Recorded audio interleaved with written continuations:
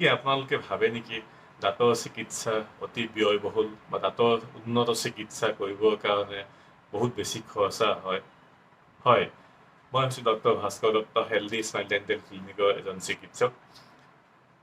দাঁতৰ চিকিৎসা ব্যয়বহুল হয় যেতিয়া আপোনাৰ দাঁতৰ সূক্ষ্ম যদি দাঁতৰ কিবা ৰোগ হয়, সেই ৰোগ যদি আপুনি অলপ থকা সময়তে আপুনি তাক চিকিৎসা কৰাই ঠিক কৰোৱা নহয়, এতিয়া আপুনি যদি অৱহেলা কৰে ক্ৰমান্বয়ে সি খৰচী হ'ব পাৰে পিছলৈ গৈ।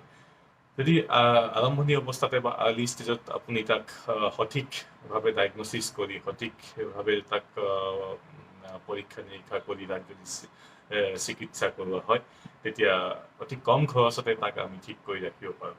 গতিকে সেই হেতুকে আপুনি প্ৰতি 6 মাহৰ মূৰে মূৰে এবাৰ দন্ত চিকিৎসকৰ ওচৰত গৈ দাঁতৰ পৰীক্ষা কৰোৱাটো অতিকৈ প্ৰয়োজনীয় আৰু যাৱতীয় পৰীক্ষা নিৰীক্ষাৰ দ্বাৰা আমি সূক্ষ্ম পৰ্যবেক্ষণ কৰি আমি দাঁতৰ যদি বা দাঁতৰ বা মুখৰ ভিতৰত যদি কিছু ৰোগ যদি দেখা পাওঁ, তাক আমি আৰ্লি ডায়েগনচিছ কৰি তাক আমি চিকিৎসা কৰিব পাৰোঁ অতি কম খৰচতে। যদি আপুনি অৱহেলা কৰি থাকে, অলপমান অসুবিধা পোৱাৰ কাৰণে আপুনি নোযোৱাকৈ থাকে, যদি 6 মাহ বা এবছৰ যদি আপুনি সেই ধৰণ থাকি যায়, সেই সৰু বা কম খৰচী কামখিনি গৈ এটা সময়ত গৈ অতি ব্যয়বহুল হ'ব পাৰে।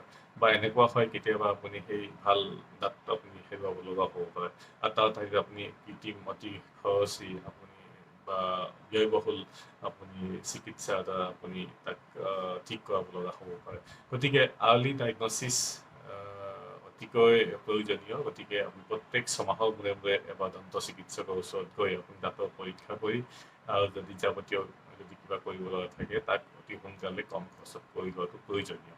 গতিকে প্ৰত্যেক ব্যক্তিয়ে 6 মাহৰ মূৰত বা এবছৰৰ মূৰত, একেবাৰে নোৱাৰিলেও এবছৰৰ মূৰত এবাৰ দন্ত চিকিৎসকৰ ওচৰত আপোনালোকে যাব আৰু নিজৰ দন্ত চিকিৎসকৰ দাঁতৰ পৰীক্ষা কৰি কৰিব লগা কৰণীয়খিনি কৰি ল'ব বুলি মই আশা ৰাখিছোঁ।